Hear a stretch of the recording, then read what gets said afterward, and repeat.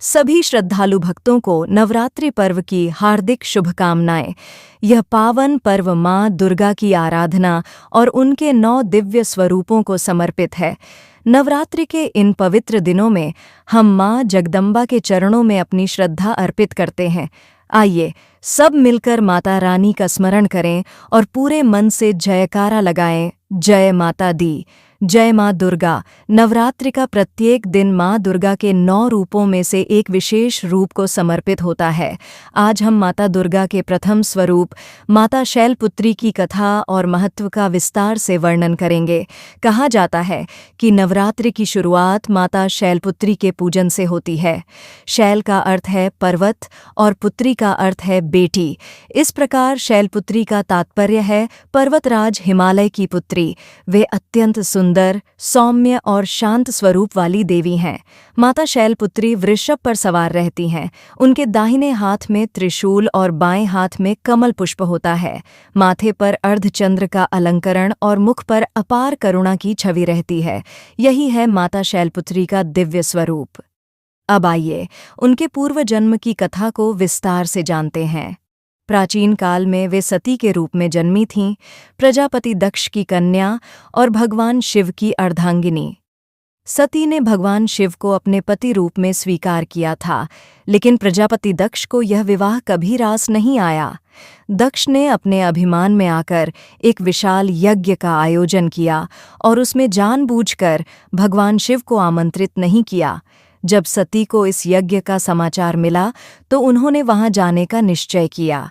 भगवान शिव ने उन्हें समझाया कि बिना निमंत्रण वहां जाना उचित नहीं होगा, परंतु सती ने कहा, मेरा यह पितृगृह है, वहां जाने के लिए मुझे किसी निमंत्रण की आवश्यकता नहीं, और वे अकेले ही यज्ञस्थल पर पहुंच गईं। जब सती वहां पहुंचीं तो उन्होंने देखा कि उनके प्रिय पति महादेव का अपमान हो रहा है। कोई उनकी उपेक्षा कर रहा था तो कोई उनका उपहास। स्वयं उनके पिता दक्ष भी कठोर वचनों से भगवान शिव का अपमान कर रहे थे। सती का हृदय असह्य पीड़ा से भर उठा। उन्होंने सोचा, जिस पति का मैं सम्मान करती हूँ, जिसका नाम लेकर मैं गर्व महसूस करती हूँ, उसका अपमान मैं कैसे सहूँ? और उसी क्षण उन्होंने यज्ञ अग्नि में कूदकर आत्माहुति दे दी। सती की मृत्यु से पूरा यज्ञ मंडप हिल गया। देवता, अर्श और समस्त लोग शोकाकुल हो उठे। जब यह समाचार भगवान शिव को मिला तो वे क्रोध और दुख से विकल हो उठे। उन्होंने अपने जटाओं से एक केश खींचकर भूमि पर पटका और वहां से प्रकट हुए वीरभद्र और भद्रकाली। इन दोनों ने यज्ञ मंडप में उत्पात मचाया और दक्ष का यज्ञ नष्ट कर दिया। शिव स्वयं सती के शरीर को कंधों पर उठाकर समस्त ब्रह्मांड में भटकने लगे।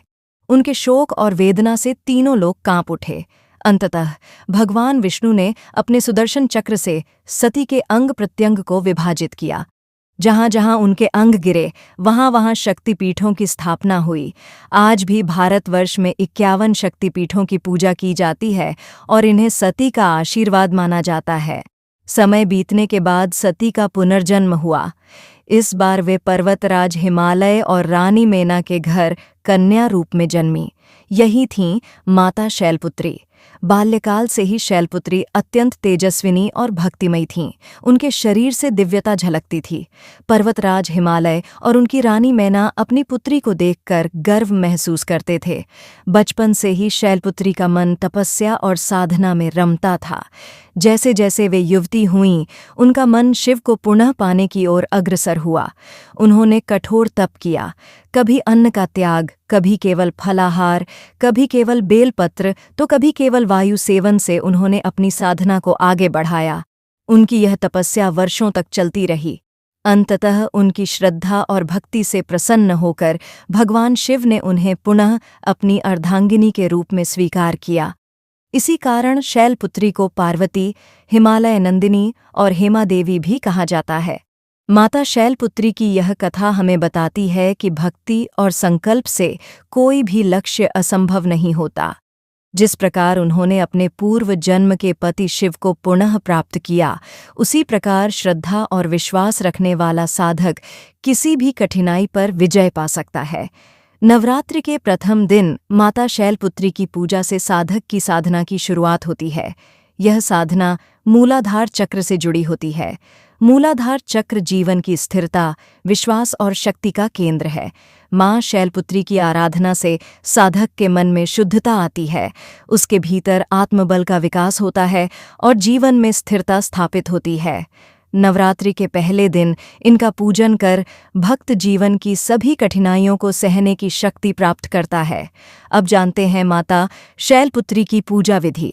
सुबह स्नान करके शुद्ध वस्त्र धारण करें, फिर कलश स्थापना करें और संकल्प लें। माँ शैलपुत्री का ध्यान करते हुए धूप, दीप, पुष्प और नैवेद्य अर्पित करें। विशेषकर ओम देवी शैलपुत्र्यै नमः मंत्र का जप करने से अद्भुत लाभ मिलता है। भक्तिपूर्वक की गई पूजा से माँ अपने भक्तों को सुख, शांति और समृद्धि का आशीर्वाद देती है। माता शैलपुत्री की कथा हमें यह सिखाती है कि धर्म और कर्तव्य की राह पर चाहे कितनी ही कठिनाइयां क्यों न आएं, सच्चा भक्त कभी नहीं डगमगाता।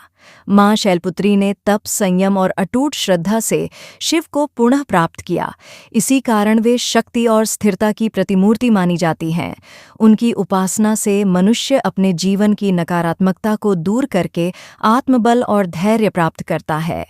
यह थी माता शैलपुत्री की विस्तृत कथा, माँ दुर्गा का प्रथम स्वरूप जो नवरात्रि के पहले दिन पूजे जाते हैं। माँ शैलपुत्री का स्मरण करने से जीवन में स्थिरता आती है, मन को शांति मिलती है और साधक को सच्चे अर्थों में शक्ति और भक्ति का वरदान प्राप्त होता है। आप सभी भक्तों को नवरात्रि की हार्दिक शुभकामनाएं। जय माता दी, जय शैलपुत्री माता की।